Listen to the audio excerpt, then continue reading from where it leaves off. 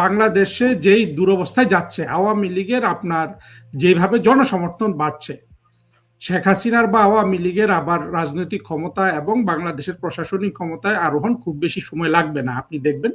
সুতরাং সেটার দিক থেকে আমরা এখন ব্যক্তিগত রেষারেষি এই আলোচনাগুলো সব শেখ হাসিনার উপর দিয়ে দিই এবং এই আলোচনাগুলো যারা করছেন তারা কেউ কেউ বলার চেষ্টা করেন এই তথ্যগুলো শেখ হাসিনা পর্যন্ত পৌঁছে দেওয়া হয় নাই। এটা কি বাস্তব? এখন আমি আর আপনি তো জানি না বাড়ি ভাই, আমরা কি জানি? আমরা জানি না। এখন শেখ হাসিনা পর্যন্ত দিয়েছে বা না দেয়নি পৌঁছতে, সেটার চেয়েও আপনার যেটা আমাদের বুঝতে হবে যে শেখ হাসিনা তো বুঝতে পেরেছেন, যদি শেখ হাসিনার সাথে কেউ বেইমানি করে থাকেন, কেউ চালাকি করে থাকেন, বাংলাদেশে আপনি তাকিয়ে দেখেন না নেতাগুলো। আমি একটা আলোচনা আপনার এখানে করেছি না, আমার ইউটিউবে, আমি ভুলে গেছি। আপনি বাংলাদেশের নেতাগুলা দেখেন, জিয়াউর রহমান, এরশাদ, যারা যারা রাষ্ট্র শাসন করেছে প্রেসিডেন্ট বা প্রধানমন্ত্রী হিসাবে, তারপরে আপনার তারেক রহমান, খালেদা জিয়া, তারপরে আপনার শেখ হাসিনা, ইউনুস, আরো আরো যারা আছে আর কি, মঈনুদ্দিন, ফখরুদ্দিন, এরা, আপনি এদের সাথে শেখ হাসিনার তুলনাটা করতে পারবেন? পারবেন না তো।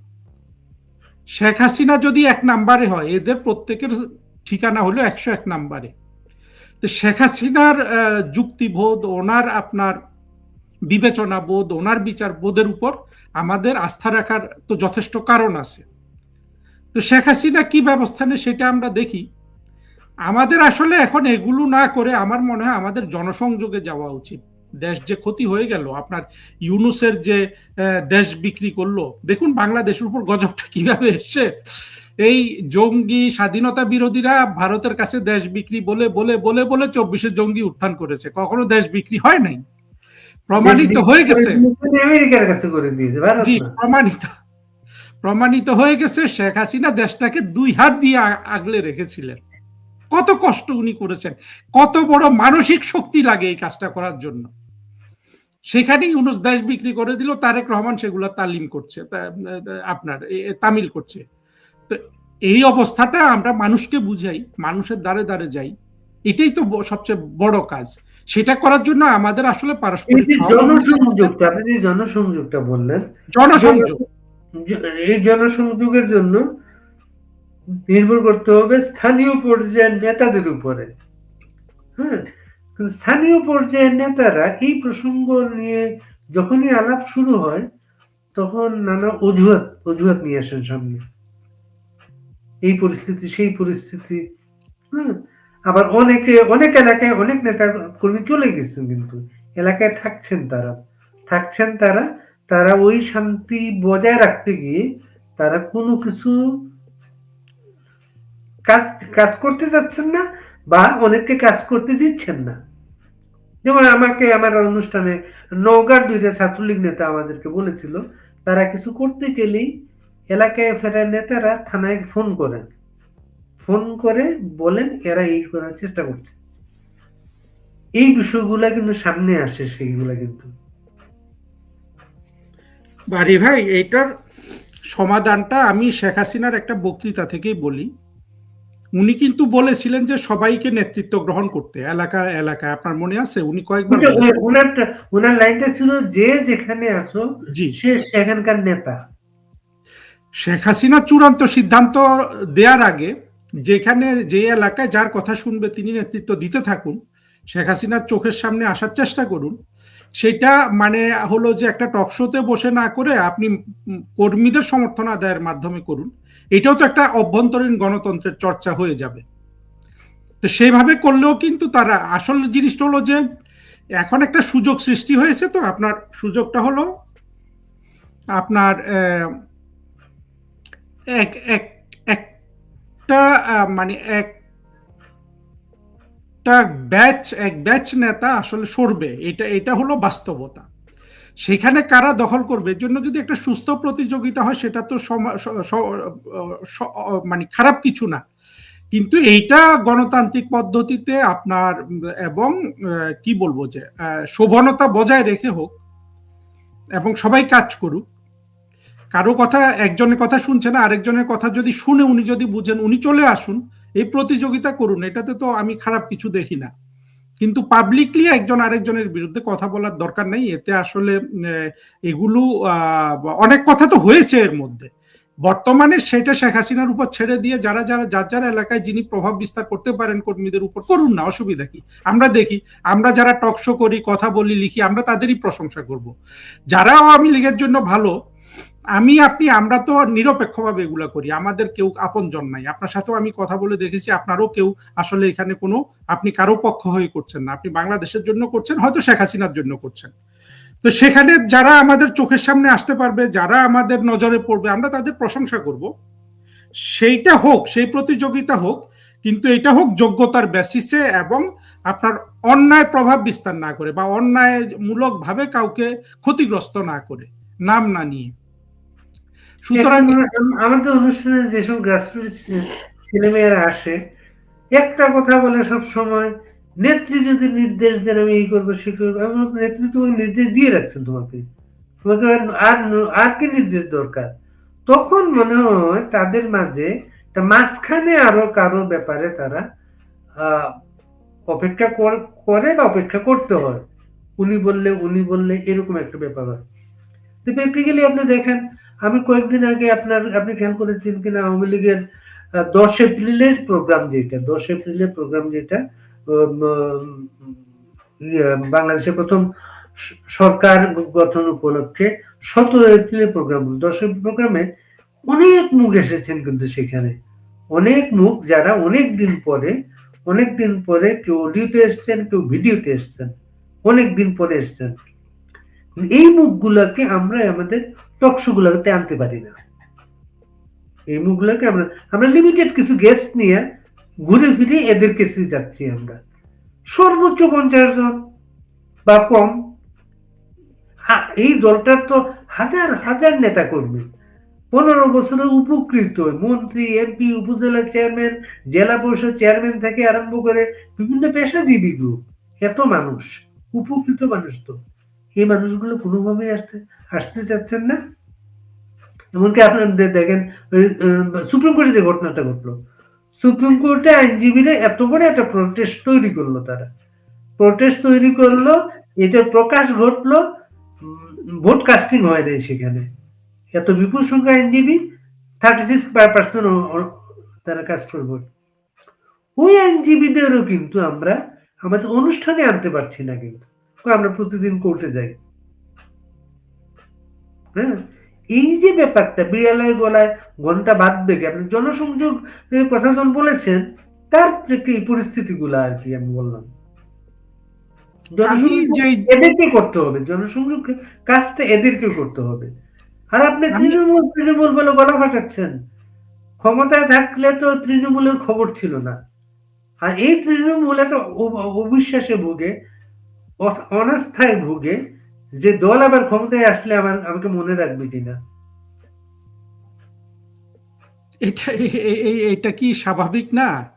আর যারা অ্যারেস্ট হচ্ছেন, হারুন ভাই, যারা অ্যারেস্ট হচ্ছেন, আমি একটা ছেলের সাথে গল্প করতে গিয়ে অনলাইনে আমি অবাক হয়ে গেছি। অ্যারেস্ট হলে বাংলাদেশে কি বিপদ এখন। এই লোকটার যদি জামিনের ব্যবস্থা করা হয়, এই লোকটাকে জেল গেটে বসিয়ে রেখে জেলের কর্মকর্তা, ওইখানে থানার কর্মকর্তা, প্রশাসনের কর্মকর্তা, গোয়েন্দা কর্মকর্তা সবাই মিলে তখন এটা বার্গেনিং শুরু করেন পরিবারটার সাথে, এত লক্ষ টাকা। এই বার্গেনিং গুলো শেষ না হলে তার আরেকটা মামলায় দিয়ে তাকে আটক দেখানো হয়। এই বার্গেনিং এ ওই ছেলেটা বলছিল তার পরিবারটা 45 লক্ষ টাকা খরচ করতে হয়েছে তাকে। কার সম্ভব এটা? 2 বছরে পরিবারগুলো নিঃস্ব হয়ে গেছে, কিন্তু নিঃস্ব হয়ে গেছে। জমি বিক্রি করা, ওই যে আপনার এই যে এনজিও ঋণ, যেটা কত পরিবার যে এই উপলক্ষে এবার এনজিও ঋণ নিয়েছে, তার কোনো সামর্থ্য নাই, কিন্তু অনেক প্যানেল আছে, আইনজীবীদের অনেক প্যানেল আছে, তারাও তো অনেক কাজ করছেন, কিন্তু যারা বেরিয়েছে তারা বলে যেটা, জেলখানার ভিতরে এত বেশি মানুষ আছেন তারা একেবারেই সাধারণ মানুষ, নেতারা তাদেরকে চেনেন না, এদেরকে আওয়ামী লীগ, ছাত্রলীগের অমুক কমিটি নাম দিয়ে, পদ দিয়ে পুলিশ মামলা লিখেছে, অথচ এরা কোনোভাবে কোনো সাংগঠনিক পদের সাথে জড়িত ছিল না। এদের খবরও জানে না কেউ, এদের মুক্তিও হচ্ছে না কিন্তু কেউ। খুবই আপনার রিয়েলিটি এটা। কিন্তু আমি যেটা বলবো যে এইসব মানুষ কিন্তু নিঃস্বার্থে বাংলাদেশের স্বার্থে তারা এই এই এই এই আপনার ভোগান্তির মধ্য দিয়ে যাচ্ছে, নিঃস্ব হচ্ছে। এবং এটা একটা বাস্তবতাও যে আপনার একটা রাজনৈতিক দল ক্ষমতায় আসলে বাংলাদেশে একটা মধ্যস্বত্বভোগী দাঁড়িয়ে যায়। এটাকে আপনার ভেদ করে তৃণমূলের কাছে পৌঁছানো, এটা তো একটা চ্যালেঞ্জ। তো বর্তমান বাস্তবতায় আমার মনে হয় এই কথাগুলো যেভাবে আলোচনা হচ্ছে, এবং প্রতিবার শেখ হাসিনা এটা তো ভালোভাবে ফেস করছেন যে আসলে একটা সমস্যা আছে। আমার কি মনে হয় জানেন, আমার মনে হয় এই সমস্যাটা থাকবে, এটার মধ্য দিয়ে এগিয়ে যেতে হবে।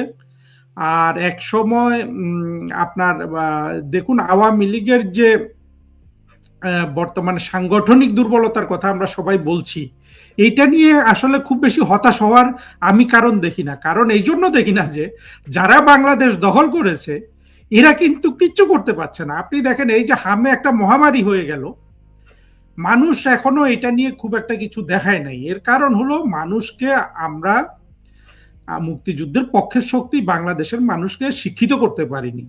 বাংলাদেশের মানুষকে শিক্ষিত করেছে স্বাধীনতা বিরোধীরা। ফলে স্বাধীনতা বিরোধীদের মগজ ধোলাইকৃত মানুষ আপনার তার সন্তান হামে মরে গেলেও সে খুশি, তাতেও যেন এই 24-এর জঙ্গি কোয়ালিশনের প্রতি তার দরদ যায় না। কিন্তু এই জায়গাটার আপনার এক সময় এসে এটা ভেঙে যাবে, এই অবস্থাটা। সেটা পর্যন্ত আমাদের সবাইকে ধৈর্য ধরতে হবে। এবং আমি মনে করবো যে বর্তমানে আওয়ামী লীগের একটা কর্মীরও আসলে ওই জেলে যাওয়ার জন্য হঠকারী কিছু করার দরকার নেই। যদি জেলে যাইতে হয় সবাই একসাথে যাওয়ার ব্যবস্থা হোক। এটা আবার নেত্রী শেখ হাসিনা কিন্তু যখনই যেসব ফোরামে কথা বলছেন তাদেরকে এই কথাটাই বলছেন, মানে বলে না জীবন দেবো, এই করবো, বললো না মারা যাবে না, অ্যারেস্ট হওয়া যাবে না। হ্যাঁ, এইভাবে তিনি বলছেন। এটাই তো শেখ হাসিনার যে আপনার যে অভিজ্ঞতা ওনার, আমি তো গত 2 বছরে প্রতিদিনই আমি দেখছি যে বাংলাদেশের প্রতিটা সিদ্ধান্ত, সেটা কূটনীতির ক্ষেত্রে বলুন, সেটা রাজনীতির ক্ষেত্রে বলুন, শেখ হাসিনা যেগুলো নিয়েছেন সেগুলোই সঠিক। আমরা অনেক কিছু আগ বাড়িয়ে যেটা বলেছি সেটা ভুল ছিল। বরঞ্চ আমি এখন যেটা অনুধাবন করি, আমাদের কূটনীতির ক্ষেত্রে বিভিন্ন ক্ষেত্রে শেখ হাসিনার হয়ে তার লোকজন, তার দলের বলুন যারা এসব ক্ষেত্রে ছিলেন, তারা যথেষ্ট শেখ হাসিনার প্রতি অনুগত থেকে কাজ করেছেন, নাকি আমাদের দ্বারা আপনার প্রভাবিত হয়ে কাজ করেছেন। আমার মনে হয় আমি তো মনে করি দ্বিতীয়টাই ঘটেছে। ভবিষ্যতে যাতে আমাদের এই ভুলগুলা না হয়। ভুলটা কত মারাত্মক ভুল চিন্তা করেন। আওয়ামী লীগের মতো একটা রাজনৈতিক দল, তো বিশাল সংগঠন, সেই জুলাই আন্দোলনের সময় যে সংগঠনটা রাস্তায় ছিল, সেই সংগঠনটাকে আমলা পরামর্শে সামরিক বেসামরিক আমলা, ওদের কথাকে বিশ্বাস করতে গিয়ে ওই প্রোগ্রামগুলো সাসপেন্ড করা হয়, ওই প্রোগ্রামগুলো প্রত্যাহার করা হয়। ওই প্রোগ্রামে আপনি খেয়াল আছে কিনা জানি না, আপনি কূটনৈতিক দায়িত্বে ছিলেন তখন, সেই 96-এ যখন খালেদা জিয়াকে তত্ত্বাবধায়ক সরকারের মাধ্যমে আন্দোলনের ক্ষমতা হস্তান্তর বাধ্য করা হয়, সেই দিন পর্যন্ত খালেদা জিয়া বিশাল পল্টনে একটা মিটিং করে তারপরে বঙ্গভবনে গিয়ে প্রত্যেক করেছেন। মানে পলিটিক্যাল প্রসেসে সেই ঘটনা ঘটছে। এইবার আওয়ামী লীগকে সেই সুযোগই দেওয়া হয়নি, আওয়ামী লীগের প্রোগ্রামগুলো প্রত্যাহার করা হয়েছে। এবং 4 তারিখ রাত্রে, 4 আগস্ট রাত্রে সেনাবাহিনী প্রধান সবাই যে মিসগাইড করেছেন, সমস্ত দায়িত্ব নিয়েছেন, সেখান থেকে বেরিয়ে গিয়ে খালেদা জিয়ার নিরাপত্তা উপদেষ্টাকে ফোন করে তিনি সকাল 10টায় যেতে বলছেন, সকাল 10টা থেকে গভর্নমেন্ট ফর্মের কাজ আরম্ভ করে দিয়েছেন তিনি। আবার তিনি আবার অভিনয় করেছেন, শেখ হাসিনাকে ফোন করে বলতেন, স্যার আপনি আমাকে আস্থা রাখতে পারলেন না। কিন্তু পুরো আয়োজনটা ছিল তাকে ওইখানে কিলিং এর আয়োজন ছিল, সেটা এরা এখন বলছে সেটা যারা এগুলার ছিল এরা বলছে সেইটা, ছাত্র শিবিরের নেতারা বলছে যখন কোটার বিষয়টা মেনে নিলেন গভর্নমেন্ট, সাথে সাথে তারা টেক ওভার করলো, যাতে ওরা যদি আন্দোলন থেকে সরে যায় বাকিটা কিভাবে করতে হবে, ওরা সেইভাবে করলো সেটা। আবার 4 আগস্ট রাতে সর্বশেষ যারা গণভবনে ছিলেন তেমন একজন নেতা আমাদের অনুষ্ঠানে বলেছেন, শেখ হাসিনা তাদেরকে বলেছেন সংগঠনটা তো ঠিক মতো করো নাই, সংগঠনটা যদি ঠিক মতো করতে আজকে এই অবস্থা হয় না। হ্যাঁ, সেটা ঠিক আছে, এগুলো আমরা অনেক আলোচনা করেছি। এখন যেটা আমরা দেখব যে শেখ হাসিনা কিন্তু 16 বছর রাষ্ট্র চালিয়েছেন। দেখেন, আবার যদি ক্ষমতায় আসে শেখ হাসিনা, 16 বছর শুধু না, আমি একটা 16 বছর শুধু না, এই একটা মানুষ 21 বছর পরে এই দলটাকে ক্ষমতায় এনেছেন। নানা নেতাদের অভ্যন্তরীণ নানা সমস্যা তেমন ছিল, আওয়ামী লীগ বাকশাল হলো, নানা কিছু হলো, সেই নিয়ে এসেছেন। এই মানুষটা আবার 2008-এ দলটাকে বিপুল ভাবে ক্ষমতায় ফিরিয়ে এনেছেন। এই মানুষটাই 15 বছর দলটাকে, সরকারটাকে ধরে রেখেছেন, নেতৃত্ব দিয়েছেন, সবাই মিলে এনজয় করেছে, এবং এরাই আজকে হাহাকার বেশি করতেছে। কিন্তু ক্ষমতায় এনেছেন শেখ হাসিনা, ধরে রেখেছেন শেখ হাসিনা, এবং তারা অনেকেই ক্ষমতার সাথে শেখ হাসিনার সাথে বিট্রে করেছেন। আজকে নানা কিছু কিন্তু সেটা সামনে আসছে। কিন্তু আপনি বলছেন এটা কিভাবে বলা উচিত, কিভাবে বলা উচিত না, বিট্রে যে হয়েছে একটা ভেতরে, এটা কিন্তু নেতারা অস্বীকার করেন না। এই বিট্রিয়ালটা কতটা সচেতন ভাবে হয়েছে, কতটা আপনার মানে ইনএভিটেবলি হওয়ার জন্য হয়েছে, সেটা কিন্তু আমাদের একটু পরীক্ষা করার দরকার আছে। অর্থাৎ আমি যে জায়গাটা মনে করি সেটা হলো যে মূল সমস্যাটা ছিল আপনার বাংলাদেশের মুক্তিযুদ্ধ, যে আপনার যে একটা মূল্যবোধের উপর প্রতিষ্ঠিত হয়েছিল মুক্তিযুদ্ধটা এবং বিজয় হয়েছিল, সেই মূল্যবোধের সাথে নেতারা আসলে জড়িত সেইভাবে হতে পারেননি। ওইটা কিন্তু মূল সমস্যা। ওই সমস্যা যতদিন আমরা সমাধান না করতে পারবো ততদিন এইটা কিন্তু চলবে। তারপরে আমি আপনার ওই কথাটা আবার বলার চেষ্টা করছি, দেখুন এত ভুল ত্রুটি আমরা আলোচনা করি, কিন্তু শেখ হাসিনা কিন্তু 16 বছর কিন্তু লাগাতার ভাবে রাষ্ট্রটা চালিয়েছেন এবং উন্নতি করেছেন। বাংলাদেশে কারো তো এই ভাগ্য হয় নাই, এবং কেউ এটা পারেনও না। এরশাদ 9 বছরে পড়েছেন। হচ্ছে শেখ হাসিনা যে প্রজেক্ট গুলো শুরু করেছিলেন এই গভর্নমেন্ট, সেগুলো উদ্বোধন করতে করতে মেয়াদ শেষ হবে তাদের। তারপরেও এরা মেয়াদ পূর্ণ করতে পারে কিনা আপনি দেখেন। কারণ হলো এদের মধ্যে, আমি ওই দিন গতকাল আমি একটা ফেসবুক পোস্ট দিয়েছি, আমি আসলে বক্তৃতাটা দেখছিলাম, যদিও উনি খুব সংক্ষিপ্ত বক্তব্য রেখেছেন, এবং আমির খসরু মাহমুদ চৌধুরী বিএনপির যিনি অর্থমন্ত্রী, এই লোকটাকে আমি মনে করি যে একটু রেসপেক্ট করি, ভালোই রেসপেক্ট করি এই জন্য যে বিএনপিতে তারেক রহমানের যতগুলা মন্ত্রী আছে, 2 জনের মধ্যে আপনার পার্সোনালিটি ডেফিসিয়েন্সি সবচেয়ে কম। সেই 2 জন, একজন হলো আপনার এই মির্জা ফখরুল, আরেকজন হলো আপনার এই আমির খসরু। বাকি সব কিন্তু পার্সোনালিটি ডেফিসিয়েন্সিতে ভুগতেছে। আপনি ইয়েকে দেখেন, সালাউদ্দিন সাহেবকে দেখেন, স্বরাষ্ট্রমন্ত্রী, তার সংসদে বক্তব্য দেখেন, কত ধরনের অভিনয় করার চেষ্টা করে। যখনই একজন মানুষ অভিনয় করার চেষ্টা করে, হাত পা ছুড়ে এই দিক সেদিক করে, বুঝবেন যে সে একটা পার্সোনালিটি ডেফিসিয়েন্সিতে ভুগছে। সেই ক্ষেত্রে আমি যে 2 জনের কথা বললাম, যাদেরকে আমি মানে পার্সোনালিটি ডেফিসিয়েন্সি সবচেয়ে কম দেখি, সেই আমির খসরু এবং মির্জা ফখরুল। তার একজন আমির খসরু অর্থমন্ত্রী বক্তৃতা দিচ্ছিলেন, আমি ট্রেজারি বেঞ্চের লোকগুলাকে দেখছিলাম, এরা কেউ মোবাইলে খেলাধুলা করছে, কেউ হাই তুলছে, কেউ কেউ ঘুমায় পড়ছে, এবং কেউ মহাবিরক্ত। একটা লোকের আগ্রহ নাই অর্থমন্ত্রীর বক্তৃতা শোনার, অর্থাৎ অর্থনীতির কি দশা এটা শোনার জন্য। এই অবস্থা, এবং অর্থনীতির যেই পিকচার দিল এই আমির খসরু, অনেক কথা বলেও মানে সুগার কোট করে, খুবই ব্লিক, মানে খুবই অন্ধকার একটা ছবি উনি দিয়েছেন। উনি বারবার বলছিলেন যে 2001 থেকে 6 পর্যন্ত তাদের সরকার কি করেছে বাংলাদেশের মানুষ জানে না। বাংলাদেশের কোনো অর্থনৈতিক উন্নতি ছিল বিএনপির 2 আমলে? ছিল না। এখন তো অবস্থা আরো খারাপ। সাইফুর রহমান ভালো অর্থমন্ত্রী না আপনার এই আমির খসরু ভালো অর্থমন্ত্রী হবে? এটাও কিন্তু বাংলাদেশের মানুষ বোঝে। দুইজনের মধ্যে আকাশ পাতাল তফাৎ। এবং আমার তো মনে হচ্ছে এই আমির খসরু, যাকে আমি শ্রদ্ধা জানালাম, সবচেয়ে দুর্বল অর্থমন্ত্রী হতে যাচ্ছে বাংলাদেশের, এবং সবচেয়ে আপনার ব্যর্থ অর্থমন্ত্রী হতে যাচ্ছে। তো বাংলাদেশের মানুষদের এই টেস্টগুলো পেতে দেন, দেখেন। এখন অবশ্য আওয়ামী লীগের সমর্থক আমি নিজেও, তো আমি চাই যে কালকে শেখ হাসিনা ক্ষমতায় চলে আসুক, কারণ আমি চাকরিটাতে বসতে পারলে আমার বর্তমানে যে দুর্দশা যাচ্ছে, আমার যে আপনি চেহারা দেখছেন, দাড়ি কাটা নাই, ইয়ে নেই, এগুলো সব পরিষ্কার হয়ে যাবে রাতারাতি। হ্যাঁ, স্যুট কোট পরে আমি সাহেব হয়ে যাব। তো আমাদের তো ভেতরে কিন্তু এটা আছে, কিন্তু এটার মধ্যে প্রকৃতিরই তো একটা বিচার হতে হবে। আপনার যেই অন্যায় বাংলাদেশের মানুষ 2024-এর জঙ্গিদের মধ্যে সাথে গিয়ে করেছে শেখ হাসিনার উপর, সেটারও তো একটা প্রাকৃতিক আপনার বিচার আছে। সেই বিচারটা না হলে কিন্তু আমার সুবিধার্থে, ব্যক্তি সুবিধার্থে কালকেই রাষ্ট্রদূত হয়ে বসে যাওয়ার জন্য শেখ হাসিনা ক্ষমতায় আসবে না। প্রকৃতি এত সুযোগ করে দিবে না।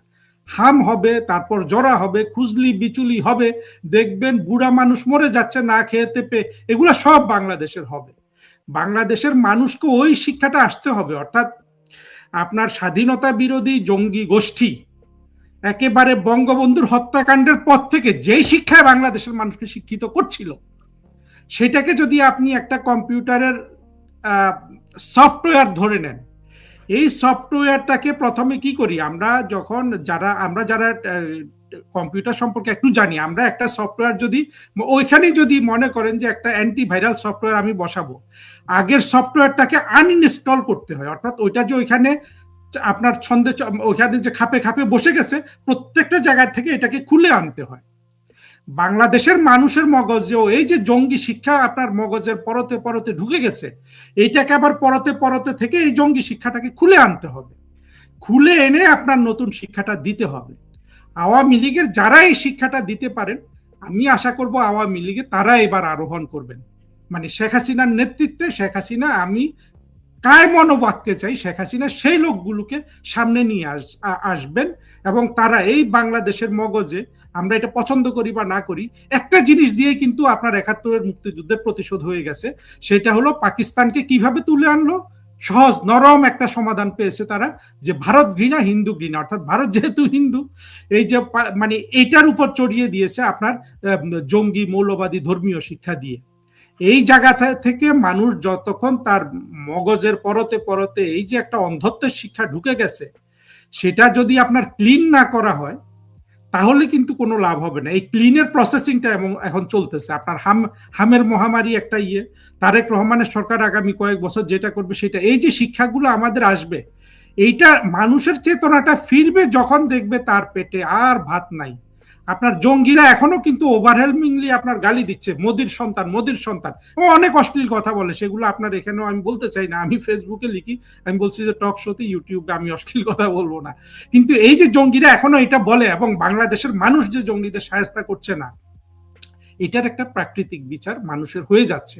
এবং মানুষ সেটা আপনার ক্ষুধা, দারিদ্র, অশান্তি, মারামারি, খুনাখুনি, কল্লা ফেলে দেয়া, এগুলা সমাজে যথেষ্ট পরিমাণে চালু হলে হয়তো একদিন সে সচেতন হয়ে যাবে। হঠাৎ করে দেখবে যে আইডি কি ছিল, শেখ হাসিনার আমলে আমরা কি ছিলাম, ইউনুস, তারেক রহমানের আমলে আমরা কি হলাম। হঠাৎ একদিন দেখবেন আপনার স্বতঃস্ফূর্তভাবে মানুষ রাস্তায় নেমে আসবে। কারণ বাংলাদেশের মানুষের একটা জিনিস হয়েছে, এটা আফগানিস্তান এবং পাকিস্তানের থেকে বাংলাদেশের মানুষের এতটুকুনি পার্থক্য আছে, তাদের রাজনৈতিক সচেতনতা এতটুকুন আছে যে এরা জঙ্গিবাদকে সমর্থন করতে রাজি, কিন্তু পেটের ক্ষুধাও মেনে নিতে রাজি, কিন্তু একটা সময় পর্যন্ত। এরা চিরন্তন বা মানে চিরকালের জন্য পেটের ক্ষুধা আপনার মেনে নিবে না। কারণ এরা দেখবেন আপনি যখনই টাকা পয়সা চুরি হয়েছে এগুলা শুনে তারা কিন্তু মোটামুটি মাথা ছাড়া দিয়ে উঠে। ইউনুসকে তারা কেন এখন এত ঘৃণা করে, কারণ দেখছে যে ইউনুসই সবচেয়ে বড় চোর বাংলাদেশের মধ্যে। জঙ্গিরা এক একটা লাল হয়ে গেছে, এক একটা কত মোটা হয়েছে। আপনি মনে করেন আত্মঘাতী জঙ্গি নাহিদকে দেখেন, টাকা খেয়ে দুর্নীতির টাকায় চুরি করে কত মোটা হয়েছে, কত চর্বি তার গায়ে হয়েছে। মানুষ এখন এগুলা দেখছে না। আপনি তো চাইলেও থামিয়ে রাখতে পারবেন না। তবে এই প্রসেসের মাধ্যমে মানুষের মাথায় যে জঙ্গিবোধ ঢুকেছে, জঙ্গিবাদের যে শিক্ষা ঢুকেছে, এইটা বের হতে হবে। এবং এটা বের হওয়ার জন্য আপনার ভালো ওষুধ হলো ক্ষুধা এবং দারিদ্র। এই দুটোই কিন্তু ইউনূস আর তারেক রহমান আপনার দিয়ে যাচ্ছে, তাদের ওষুধই তারাই দিচ্ছে। অর্থাৎ এই 24-এর জঙ্গি কোয়ালিশনের দুই নেতা তারেক রহমান এবং ইউনূস বাংলাদেশের মানুষকে কিন্তু আপনি, আমরা তো বলি যে দুর্ভিক্ষ, এই দুর্ভিক্ষ কিন্তু হবেই এই অবস্থা চলতে থাকলে। এই দুর্ভিক্ষ থেকে আপনার শেখ হাসিনা ছাড়া এদেরকে বাঁচানোর কিন্তু কেউ নাই। সুতরাং এই প্রসেসটা আসলে অবশ্যম্ভাবী হয়ে গেছে। সেই মানে সেই সময়টুকু আমাদের দিতে হবে। এবং আমি আশা করব ভবিষ্যতে আওয়ামী লীগের নেতৃত্বে, প্রতিটা ইউনিটের নেতৃত্বে, সরকারি পর্যায়ের প্রতিটা মন্ত্রণালয়ের নেতৃত্বে ওই মানুষগুলো আসবেন যারা মানুষের এই যে আপনার ভারত ঘৃণা, হিন্দু ঘৃণা, যে শিক্ষাটা মানুষের আসছে, এই শিক্ষাটার বিরুদ্ধে কাজ করার জন্য যথেষ্ট পরিমাণে প্রজ্ঞাবান, মেধা সম্পন্ন এবং সঠিক চেতনায় শানিত লোক হতে হবে। আপনি দেখেন এখনো যদি পিনাকি ইলিয়াস একটা ভিডিও ছাড়ে, একদিনে 5 লাখ 10 লাখ ভিউ হয়ে যায়।